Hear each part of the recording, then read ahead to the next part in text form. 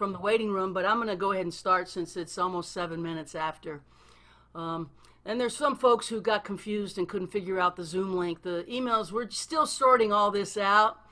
We're in the infancy of learning how to do this online. I've taught songwriting now for over 2 decades. And I've been working with songwriters long enough to actually get a book deal about songwriting, and my book is going to come out on St. Martin's Press in August of 2021. We've got a release date. But I've never done it online until recently. I did 4 classes in May and June online in Zoom.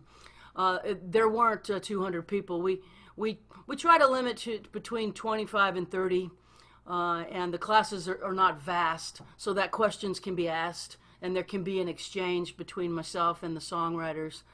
But I've been teaching for quite a while, and I've always done it in person, so we're still learning the technology of how to do it well online.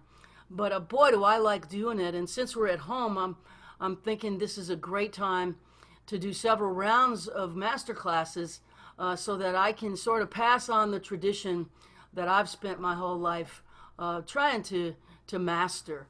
In my experience, the way to get into it is to talk about empathy. No matter what subject the class is, I really want to let the students and the writers know that my view of songwriting and the thing that I think songs do that is so important, and the thing that makes a song so powerful is its ability to generate empathy. Whatever class I'm teaching, like I taught the 4 classes in May and June on accessing the universal, which is, I'm going to pivot to that in a minute, finding the movie in your song, editing, and writing story songs. Those are really chapters under the heading empathy. And what we want our songs to do, that is the most important thing they can do, is to let someone else feel what your narrator's singing about. When you've got people that you're singing to who feel your song, they do this magic thing that we all want to hear as songwriters. We want to hear somebody say, "Play my song, Mary." And my song, Mercy Now, has been claimed by more people than any other song I've written. It's "Play my song," that's my song, because they feel themselves in that song. Empathy is the experience of connecting personally with someone else to the point where it becomes you. It's more than sympathy. It is really walking in someone else's shoes. It's a powerful, powerful experience. And we've all had that experience with songs. And it's one of the big draws to songwriting is how powerful that experience is. What I want to talk about today is finding the universal inside a song as a songwriter. And by that I mean something that all people go through. Most songs are about love or lack of love, and that is the nature of the majority of songs. It's "I'm falling in love" or "my heart got broken." There's so many other songs that are of value and meaningful and important to write in addition to those songs. And I'm going to have Jamie throw up something that I grabbed that's for authors, for literature, universal subject matter in literature. So the universal is an experience that is deeply personal. And this is where we start to get into the discussion of courage. When I'm working with songwriters in small groups, what I encourage is courage. You know, I teach sometimes with wonderful teachers like Verlin Thompson, who toured for 25 years with Guy Clark. And Verlin always says, "Oh, Hail Mary, I'm not a teacher, I'm just an encourager." And what he's saying is how I feel too, is the best way to teach is to encourage. And what I try to do when I'm working with songwriters is to encourage courage. Now, why would you need courage? Well, I'm going to tell you right here, right now, why you need courage. You need courage because to get to the universal, you've got to reveal the deeply personal. It's not a cocktail party conversation that's going to get listeners to claim your song as their song. It's really a different experience. The way I see it is there's pop songs and songs that are written for, like I live in Nashville, and I call Music Row over there, 6th and 7th Avenue. They make songs for a marketplace that the radio's going to play, and most of them are manufactured with a very, very singular focus. This song needs to be a hit. That is one type of songwriting, commercial songwriting. I don't see myself in that effort. That's not what I do. I'm the other kind of songwriter, and I teach the other kind of songwriting, which isn't to say I wouldn't be thrilled if I accidentally wrote a hit, but I'm not trying to think about what the hell Kenny Chesney's going to want to sing next month. That just is not something that's on my mind. What I'm trying to think about is how I'm going to get listeners to fall in love with the song and claim it as their own. And so this type of songwriting requires courage because it takes a certain bravery to reveal the deeply personal. Inside yourself is this universal experience. How do you get to the universal? Well, you go past the personal to the deeply personal. I remember a conversation I had with my friend Cliff Eberhardt, folk singer who I just love. He's an old buddy, and they used to do the Jack Hardy. He used to do the Jack Hardy songwriting workshop in New York City. Jack Hardy was a New York City songwriter who held a workshop in his apartment for decades in Manhattan. People like John Gorka, Suzanne Vega, Sean Colvin, Dar Williams all came through that workshop at Jack's, and the deal was you write a song a week.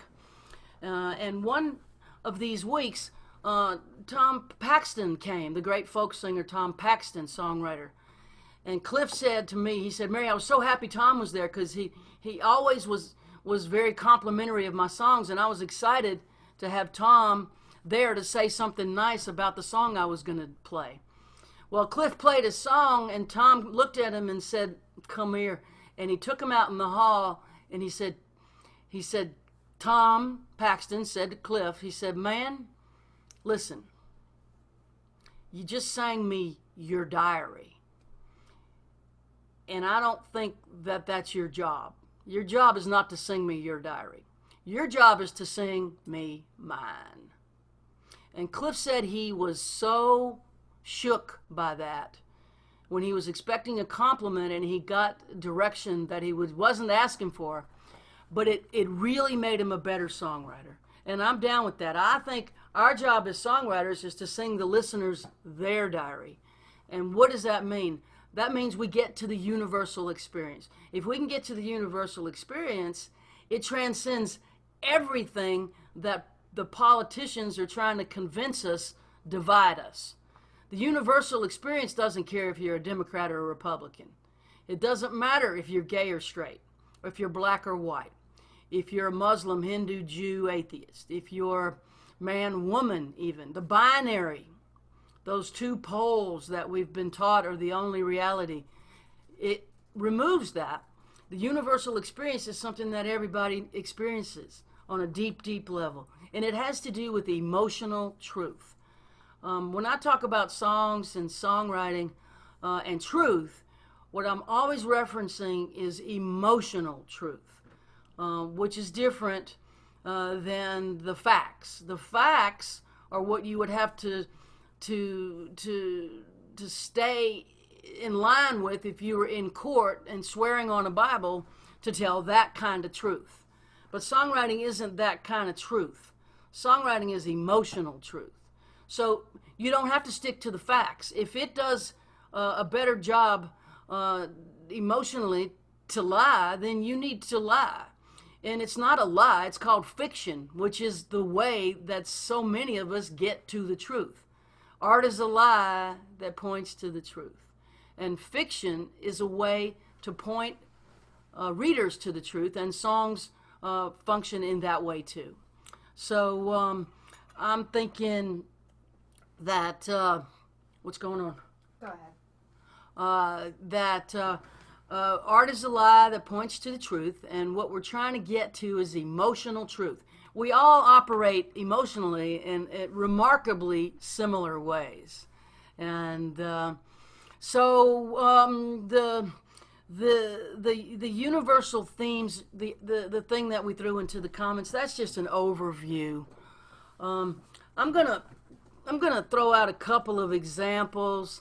And then we're going to play Mercy Now, and I'm going to sort of deconstruct it for you and give you some insight into how I came up with that song, and why it's the song I think that I wrote that most people, I'm going to be known for that song my whole life, and why that's the one that the most people come up to me and go, that's my song. That's my song. That's my family. How did you, it's like you read my diary, is what they tell me.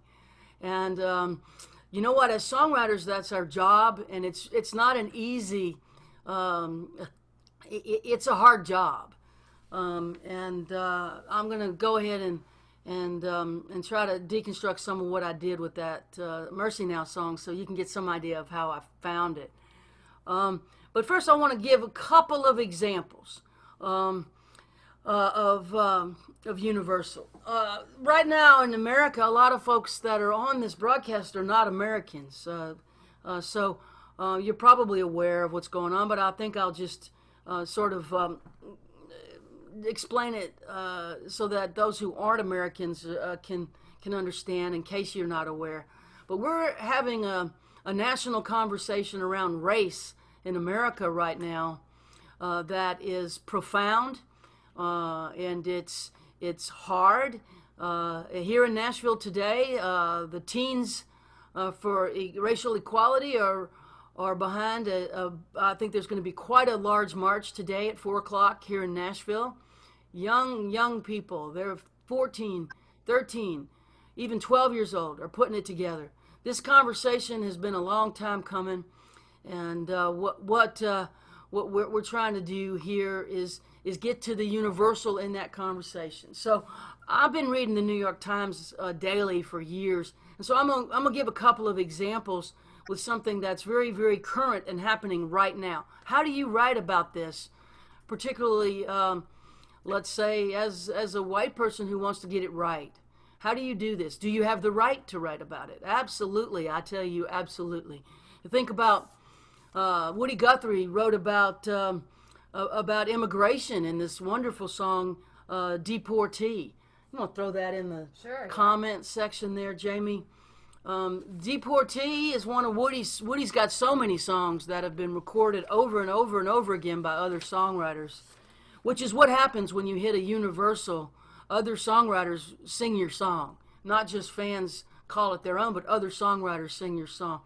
It's not a hit like on the radio, but it's a hit in that other people see themselves there and they sing it.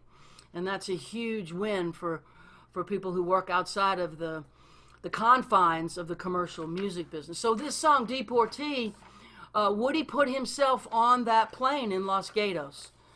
He wrote a song about a plane full of illegal immigrants who were being deported, and the plane crashed in California. The story continues, actually. There's a writer who's traced the names of all those people that were on that plane and talked to their families that are still alive and their descendants here in America. But Woody put himself into that plane, and he said, my father's own father waded that river. They took all the money he made in his life. My brothers and sisters work in the old church. They rode the big trucks till they laid down and died. He put himself in first person. He was not a Hispanic worker, but he gave a voice to that catastrophe by putting himself in there. And as songwriters, I think sometimes we're scared to do that because who am I to do it? Well, if we don't do it, nobody's going to do it. We have the right to do that, but the thing is we have to get it right. We've got to get to that deeply personal. And when he gets to the chorus, he nails it. It's such a beautiful song. Goodbye to my Juan. Goodbye, Rosalita. Adios, mis amigos. Jesus y Maria. You won't have your name when you ride the big airplane. All they will call you is deportee. Woody Guthrie wrote that song from reading a newspaper article that did not name the human beings that were in that tragic plane crash. The newspaper only said a plane load of deportees crashed. His ability to generate empathy as a songwriter is profound. That's why his legacy is alive and well, and people will always record his songs. And that empathy that we experience when we hear the names of these people, he gives them a name and he puts himself in there, is we feel it, and they're humanized. The dehumanization is removed, and that's what I'm talking about when you access the universal in some of these stories that are not about love or lack of love. Now I'm going to go into a little bit about two things I got out of the New York Times that are very, very current. One, June 19th, known as Juneteenth, is an important day in the history of the United States because it's when slaves that were freed in Texas and Galveston in particular were told they were freed, and it was 2 years after they had been freed. And around that time, there was a lot of articles in the paper, and they sometimes centered on this massacre in Tulsa of black people. There was a white mob that burned down what was known as Black Wall Street. And so how do you approach that as a songwriter? Let's say you want to write about that. You want to write about Black Wall Street. How do you do that? Well, let me give you an example. Reading in the New York Times about the race riots in Tulsa in 1921, here's a large picture view. A white mob attacked residents' homes and businesses. Hundreds were killed. You literally can't write about something that big with that big of a view. That's a headline, and it just doesn't generate empathy. You can write it, but it's going to suck. When I'm working with soldiers, I always say that you can't really write about a war. You can really only write about a soldier. And so you move your camera lens a little closer in, and the next level is this. The riots killed 300 people, destroyed 3,000 homes, burned down a dozen churches, 5 hotels, 31 restaurants, 4 drugstores, 8 doctor's offices, a public library, and a hospital. As many as 9,000 Tulsans were left homeless.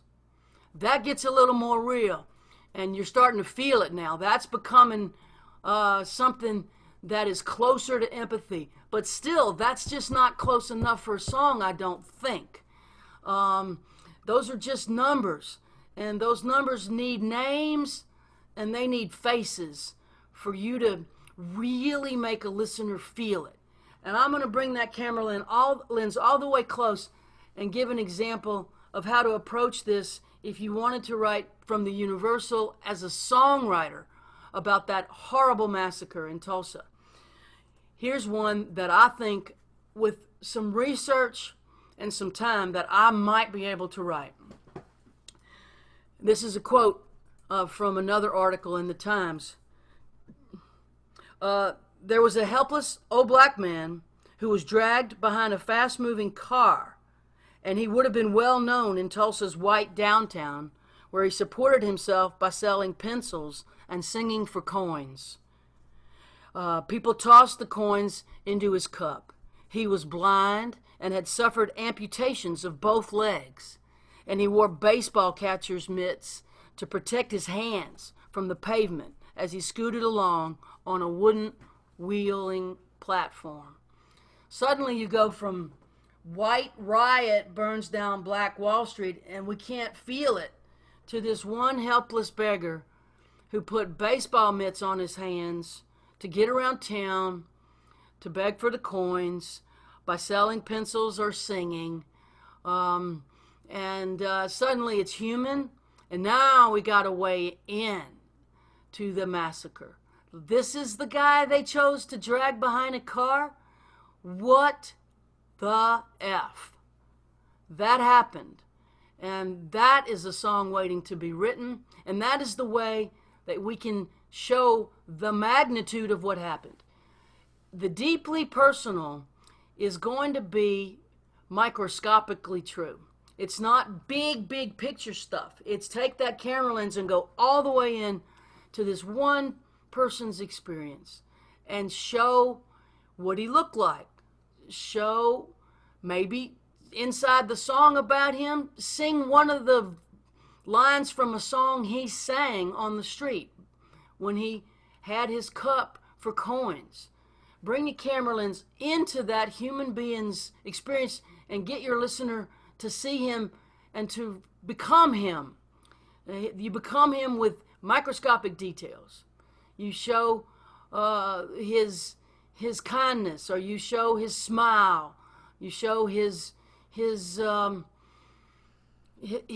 being by the color of his eyes, or what he would say to people when they threw a coin in his cup. You bring him to life with detail, and suddenly you've got a song that will show and create a reality around that horrific 1921 massacre of black people in Tulsa. In other words, you can't write about the war and create empathy. And you can't throw numbers out and create empathy. Bring me into the experience of one soldier, and you can write about all wars. It's magic. It's what we get to do as songwriters, and it's powerful. Bring that camera lens, which is your narrator's voice, up close to a single person's deeply personal experience, and we've got magic. I'm going to do one more, and then we're going to play Mercy now. Our friend Carolyn Randall Williams, if there's any New York Times readers here on the Zoom today, she had a New York Times opinion piece go viral this week, I think. It might have run Monday. I'm not sure. Today's Friday. I think it was Monday. Might have been Tuesday. Jamie's going to post the piece in the comment section in case you didn't get to see it. Carolyn is Alice Randall's daughter. She teaches country music at Vanderbilt, and she's a beautiful black woman, and she's written she's the only African American woman who's got a co-write on a top 10 country song. And she's tremendous, and I've spoken to her class several times using my song I Drink as an example of editing. But her daughter is Carolyn Randall Williams, and she had a New York Times opinion piece go crazy viral. And today they gave her another opportunity to write a follow-up. In today's Times, she answers some questions and comments on that viral opinion piece. She's an incredibly articulate, gifted poet, and a beautiful example of why the pen is more powerful than the sword. Or as Woody Guthrie says, this machine kills fascists. I love this saying. Woody had this written on his guitar. I think he used shoe polish to get it on there. And what it means is this. You don't go up to a fascist with your guitar and bang them in the head. That's not the deal.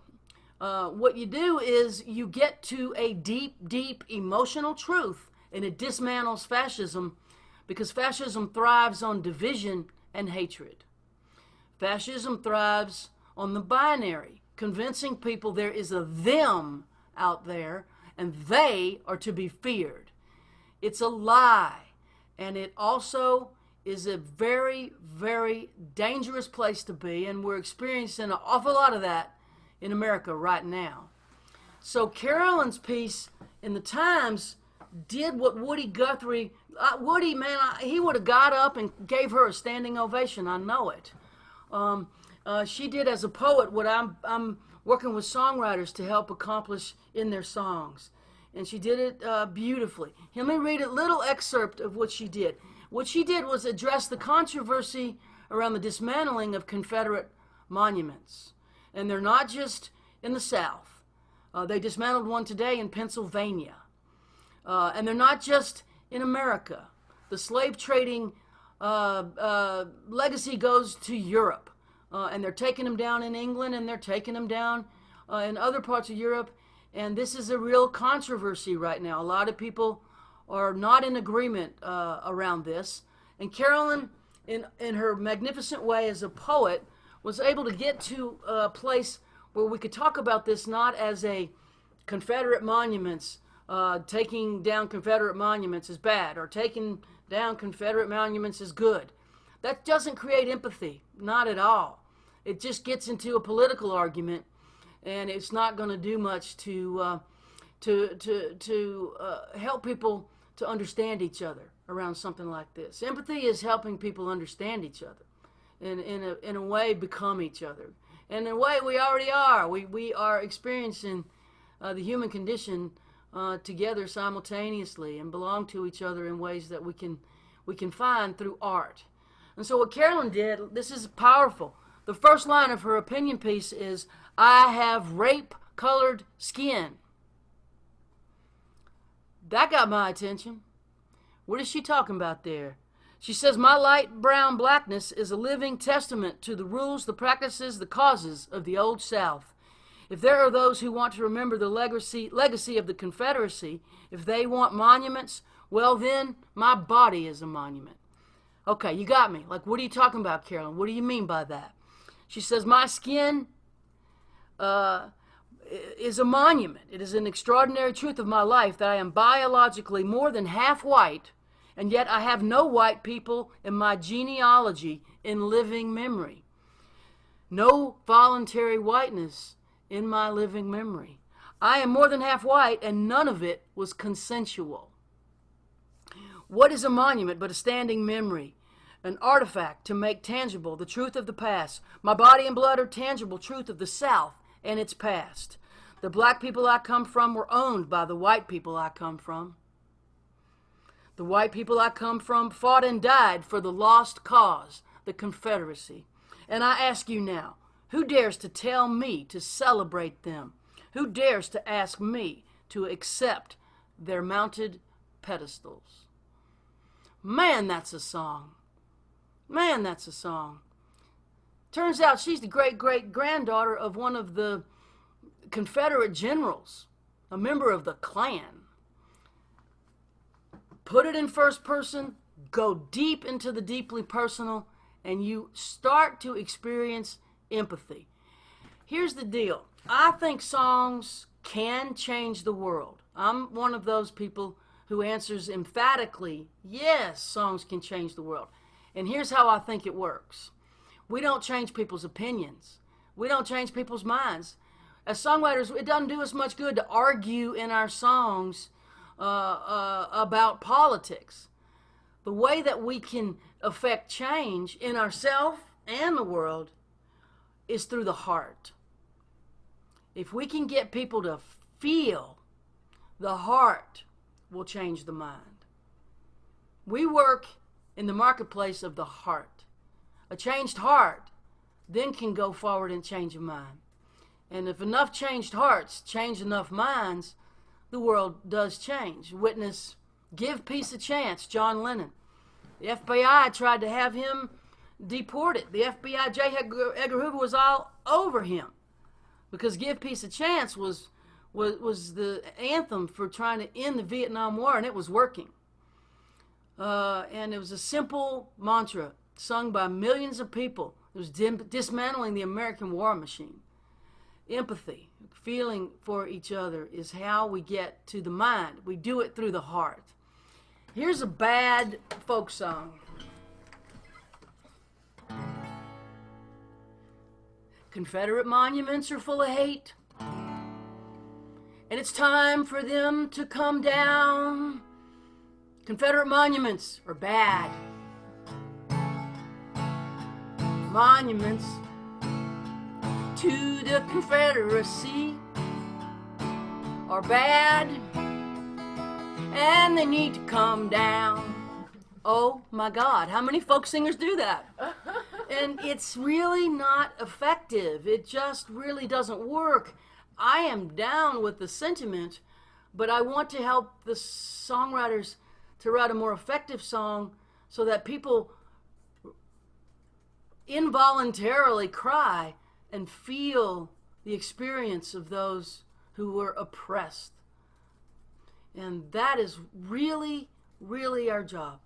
The politics will sort itself out if the heart's in the right place. And so we want to move people's hearts.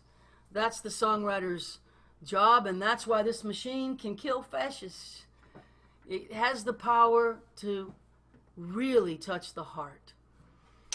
And so let's play Mercy now, and sort of dismantling songs. No, we're deconstructing songs, and I'd like to give a little background into the song Mercy now, and give you some idea of my process writing this song. And so, is everything okay on your end, and do you need to say anything? I'm good. We're all right? Yeah. Is there questions and stuff? Are we all right? I think we're good. All right. So, here we go. This is Mercy Now. I wrote this in 2002 when it was clear the United States under George Bush was arming up and building up to a war with Iraq and Afghanistan. This song came to me in a hotel room, actually, to my friend in Acadia, Canada, in a hotel room in Canso, Nova Scotia. The Canso, Nova Scotia is, there's a lighthouse out there. It's in eastern Canada, way up north, that received the distress signal from the Titanic. That's a remote little town of a couple hundred people that swells to a couple thousand people every summer for the Stan Rogers Folk Festival. Stan Rogers was an incredibly beloved maritime singer. He sang sea shanties a lot, and I love Stan. And Garnet Rogers, his brother. Stan died a hero leaving the Kerrville Folk Festival. He was on a plane that crashed on a runway, and he could have gotten off, and he did get off, but he went back in to save people, and he didn't survive coming back out the second time. And Stan was a beloved Canadian folk singer and really incredible artist. If you don't know Stan, look him up. But I was in one of only 7 hotel rooms in that little town, and this song started coming through me, and I finished it on the west coast of Canada, outside of Banff, at the Canmore Folk Festival, Canmore, Nova Scotia. So I started it on the east coast, finished it on the west coast, and I wrote about it quite extensively in this book that I'm going to be putting out. But I think being in Canada actually helped me to write it. I'll get into that after we play, but here we go.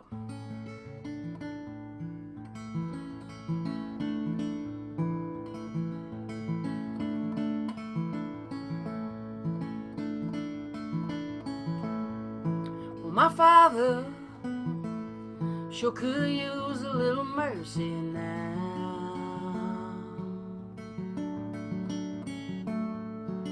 The fruits of his labor falling right slowly on the ground.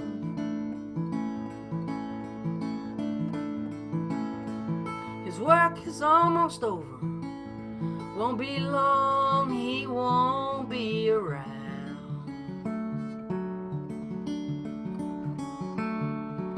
I love my father. He could use some mercy now.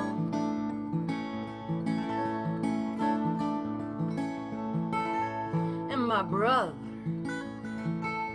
he could use a little mercy now.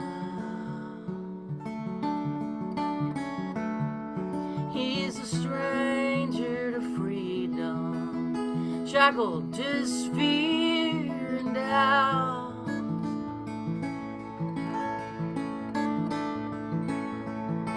The pain that he lives in, it's almost more than living will allow.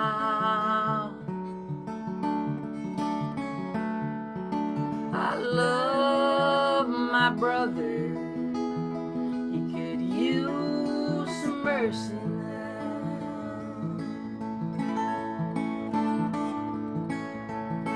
My church and my country, they could use a little mercy now.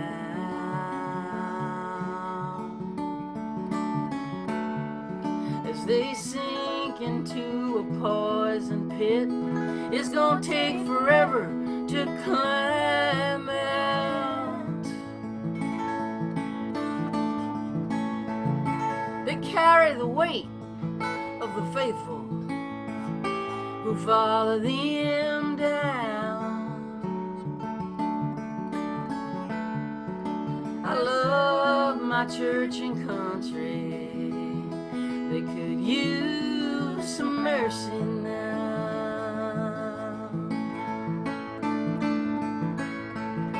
Every living thing could use a little mercy now.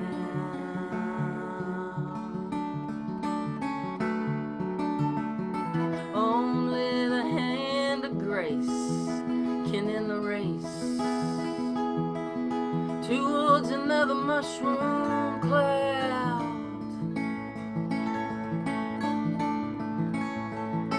There's people in power who'll do anything to keep their crown.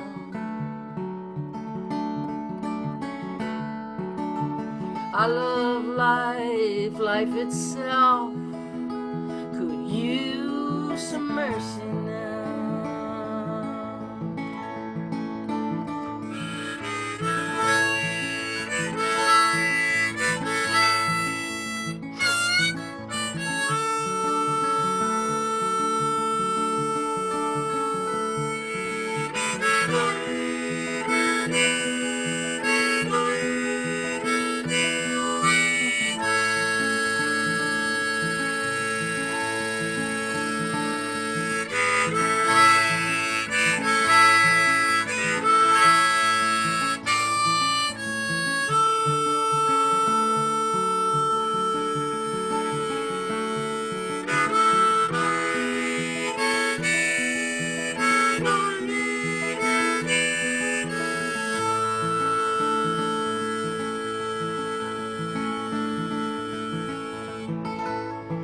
Yeah, we all could use a little mercy now.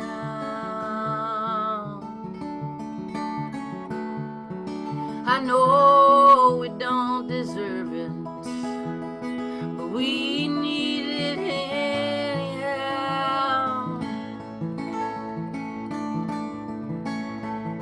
We hang in the balance, dangle between hell and hallowed ground.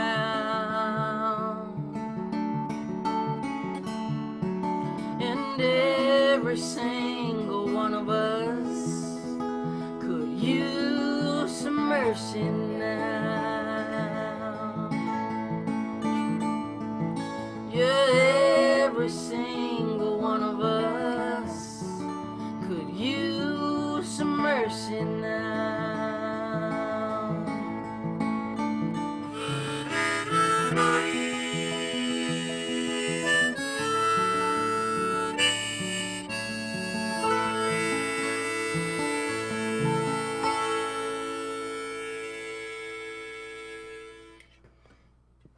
Yeah, thank y'all.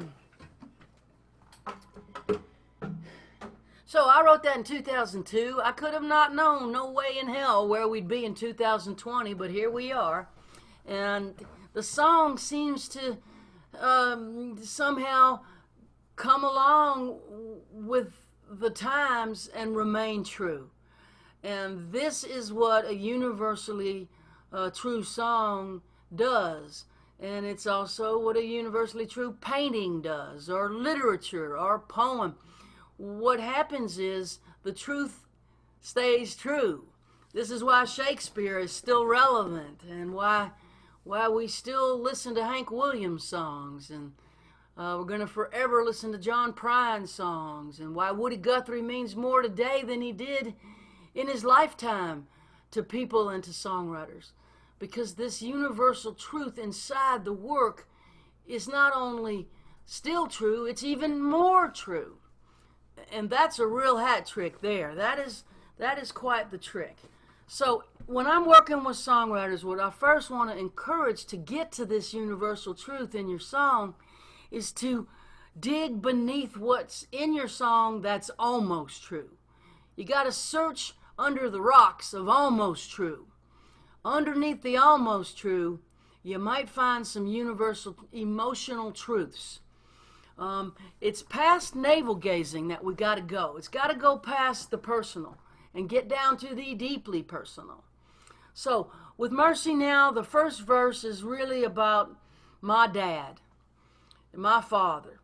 And somehow I knew that as I wrote about my father, I had to also try to get so close to my father that it became symbolic of all fathers.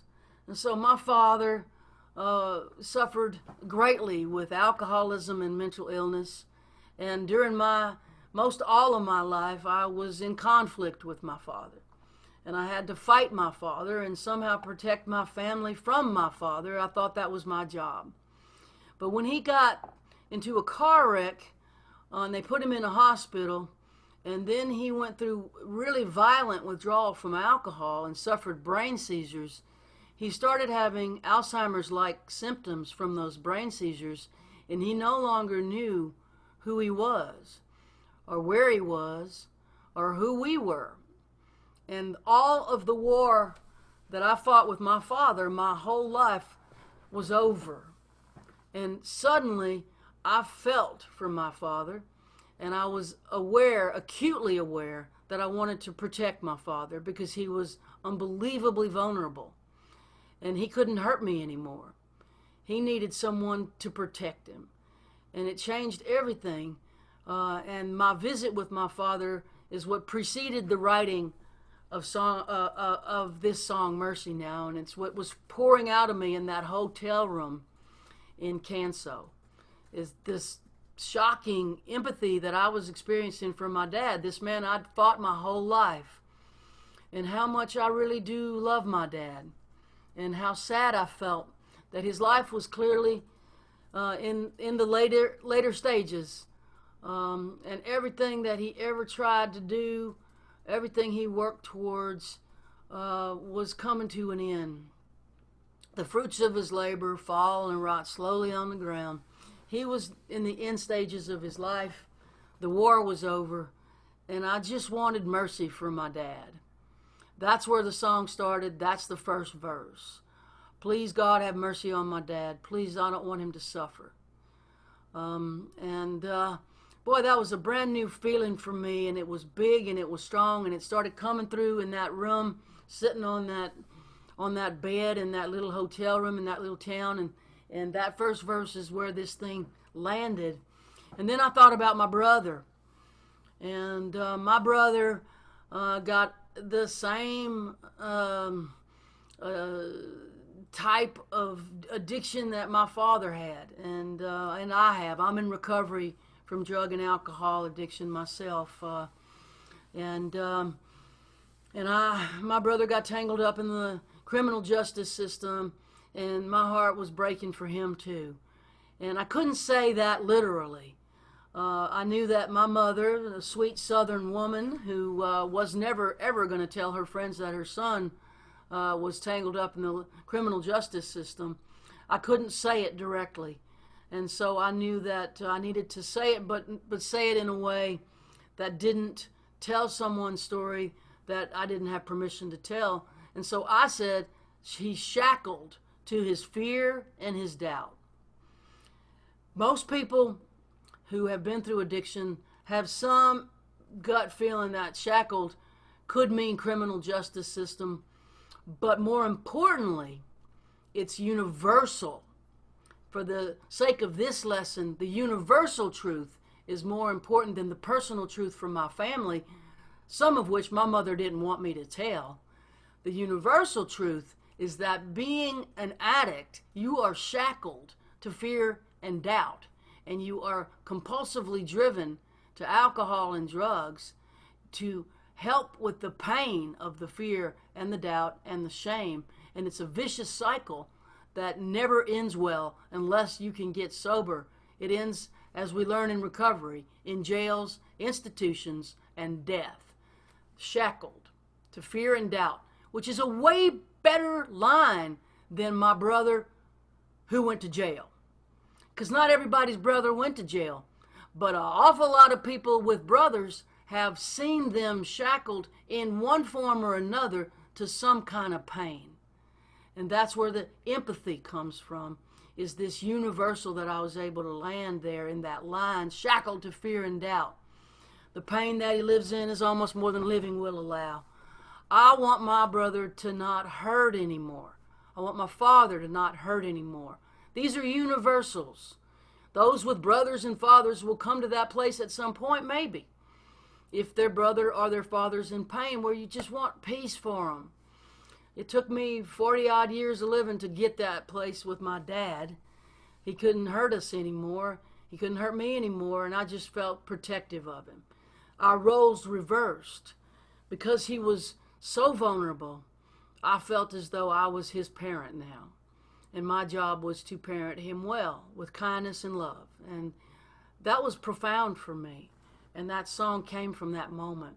But then the lens started backing up, and suddenly I'm singing about my church and my country, because we're going to war. It's clear, this was 2002, that we're going to war, and I didn't want to go to war. I had enough experience with men who'd served in the Vietnam War to know we didn't want to do this again. And yet we were going again. And here we are 19 years later, and it's a very similar situation to what happened in the Vietnam War. And I've been very privileged to work with veterans who served in Iraq and Afghanistan and helped tell their story.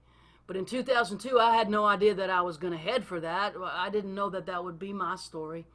I just knew, I thought that going into a war was not a good idea.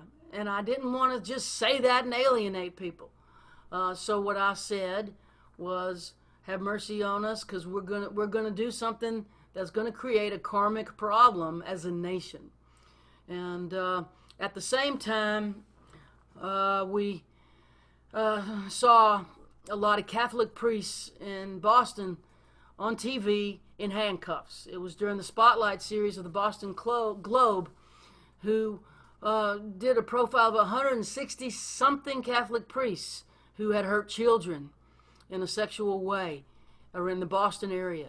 So the lens just kept backing up, and it became everyone. And that was just a really lucky thing I landed on, that I got real personal with my daddy, my brother, my church, my country, and then it became everyone.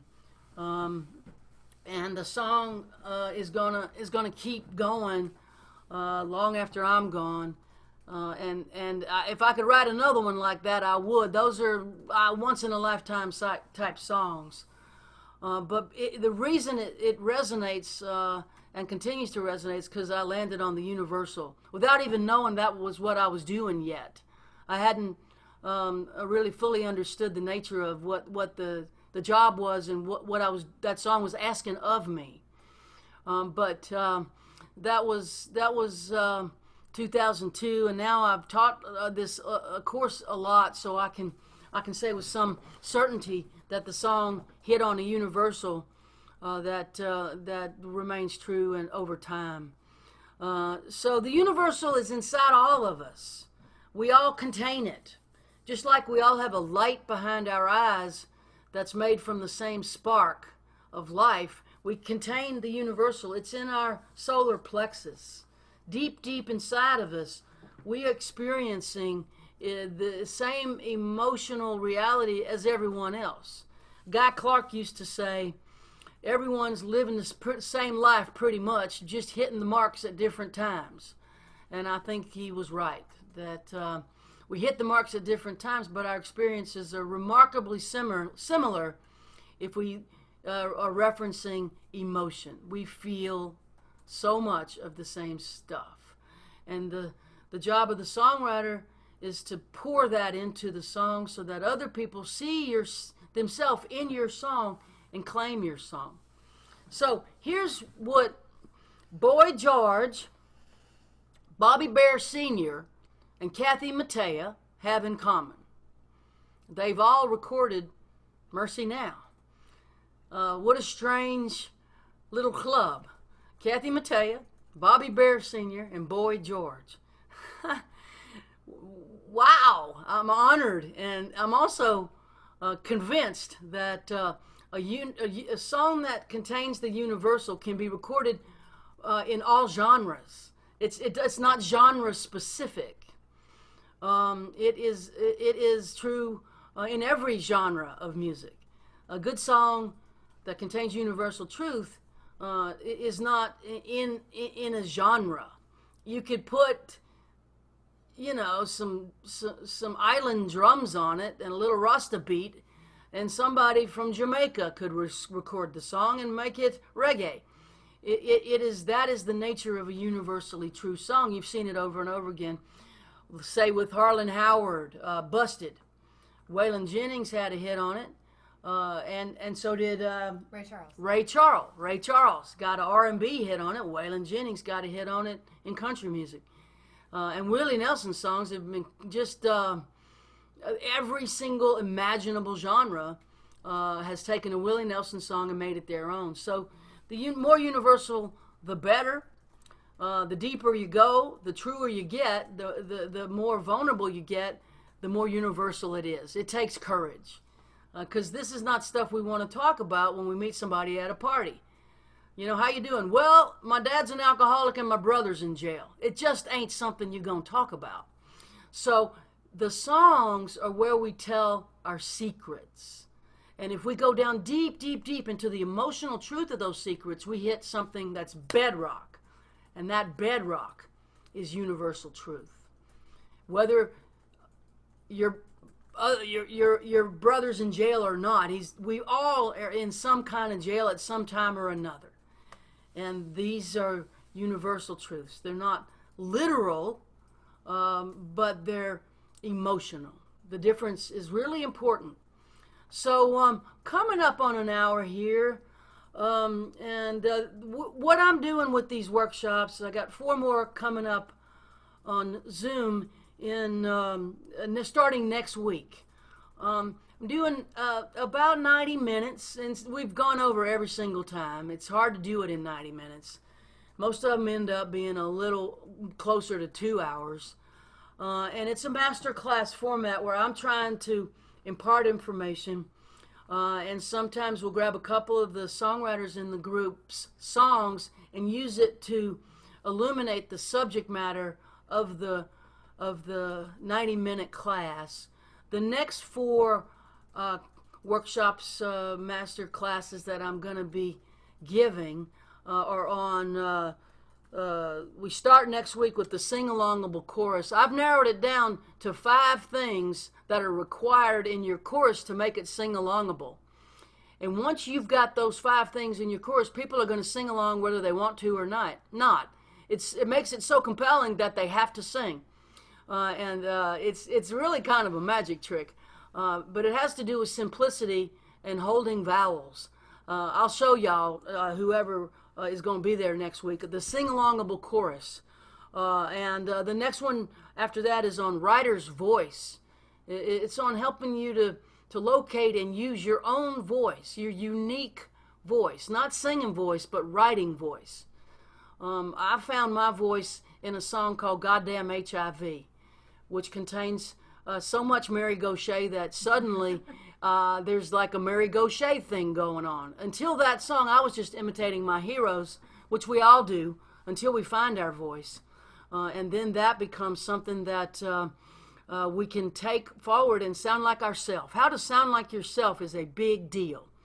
And getting there is no given.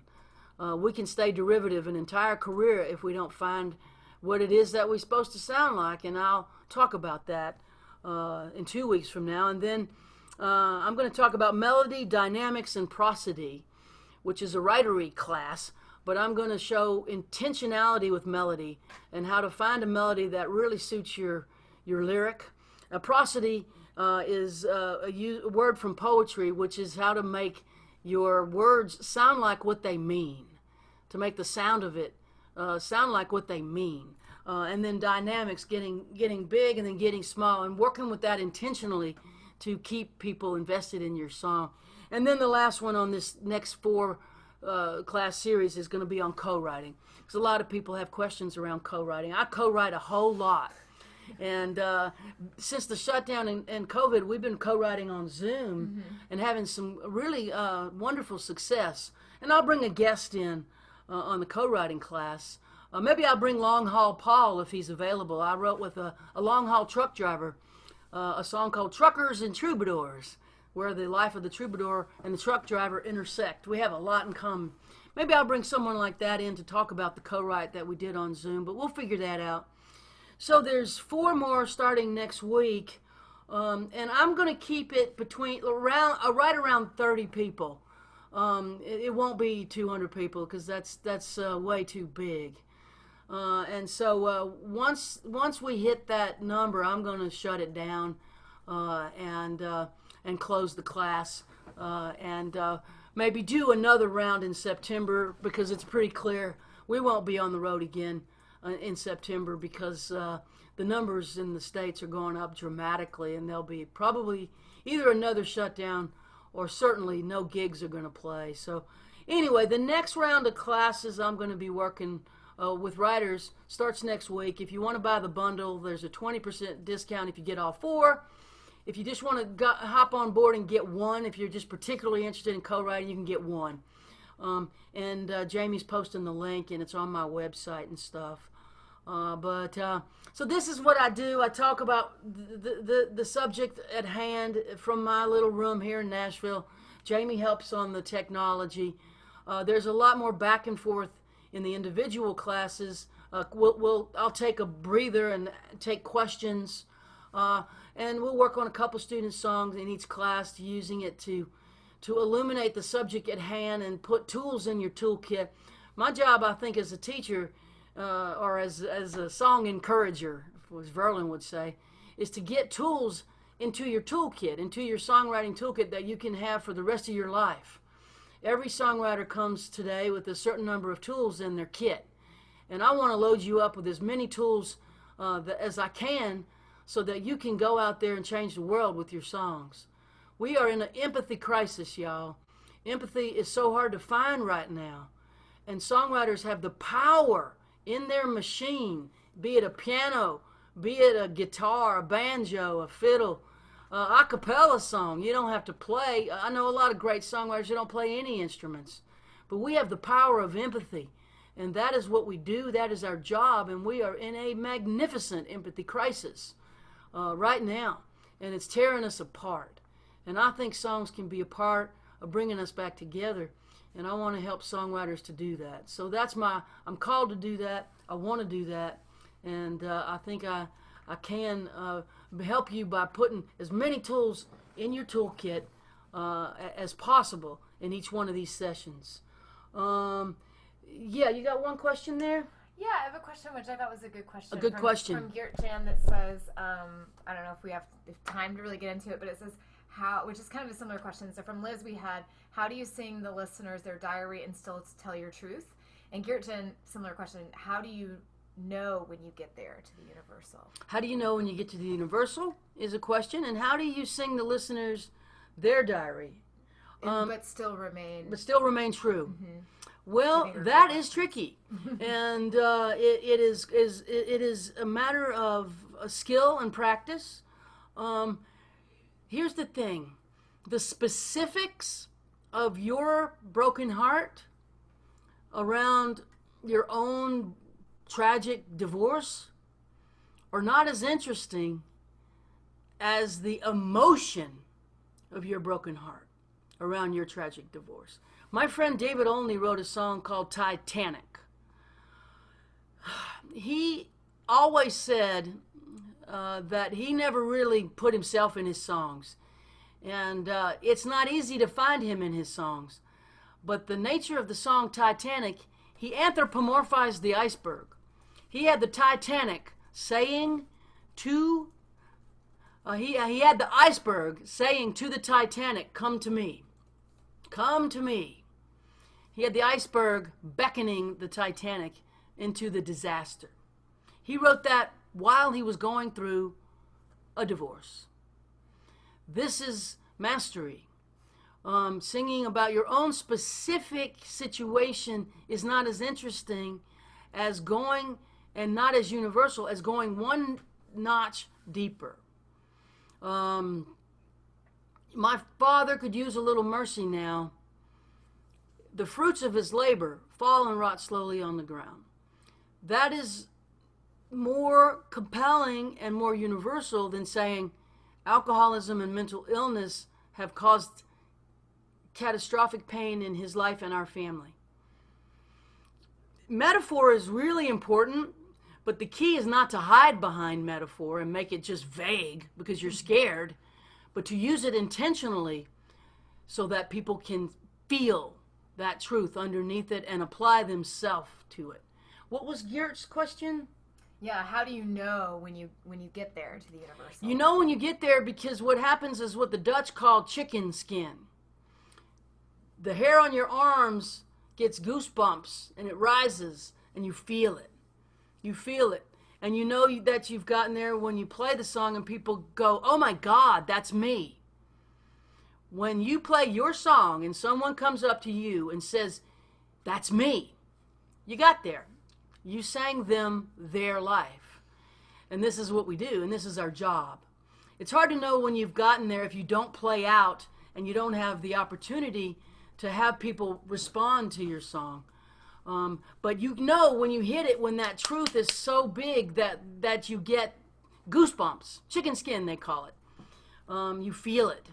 We are designed to respond viscerally through the viscera of the gut. The solar plexus sends out a signal that it just like, "Oh my God, that is so real, that is so true." And the viscera tells us that it is incredibly powerful, true. Any other questions on there that you might want to address before we sign off? I haven't seen any other ones fly by. Okay. Well, Well, thank y'all for spending this 4th of July early sort of afternoon in Nashville with us. We're going to go ahead and make butter beans. And I got us some mozzarella. We're going to take some tomatoes and put some basil from the garden and roast up some pine nuts and have a nice tomato basil mozzarella salad with pine nuts with butter beans. And we got some squash I'm going to grill out there. And I made some pesto with the basil and pine nuts and walnuts. We're going to have a real nice meal today. I hope wherever you are you have good food and that you're safe and take good care of those around you. I hope you join us. Like I said, once we get to about 30 or so, we're going to shut down registration in the workshop because we don't want the classes too big.